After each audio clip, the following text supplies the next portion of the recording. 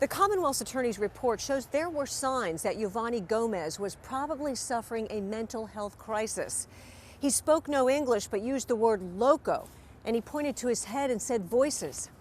Even though it would have taken about a minute to drive him from Fairfax Inova Hospital to the Merrifield Crisis Center, he was instead released and would soon after severely injure a security guard and then be shot and killed by a sheriff's deputy.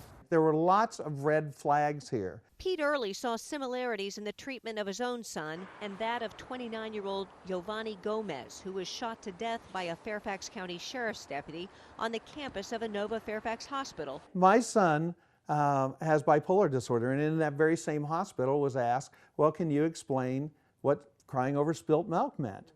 Well, yeah, he could do that. He could tell you the date, the time, and who the president was, but he still thought God was sending him on a secret mission, and he was psychotic. A police officer thought Gomez needed help and called medics, who transported him to the hospital. ER doctors asked him a lot of questions and finally released him. A security guard walked him to this bus stop, but he wasn't okay. He wound up grabbing a signpost pole and striking a security guard with it. When he charged the deputy, he was shot and killed. He knew where he was, he knew why he was there, his behavior was normal. He was kept for several hours and released. We need to know exactly what happened in that hospital. Early faults Commonwealth's attorney Ray Morrow's report for not examining what happened at the hospital.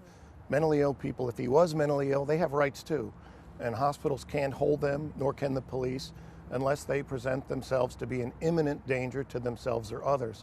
In this case, on the records at least, it did not appear to the hospital personnel that he presented such a danger. I reached out to Inova Health and asked if Giovanni Gomez was seen by a psychiatrist, and a spokesperson says they can't release any information about patients, even if they're dead.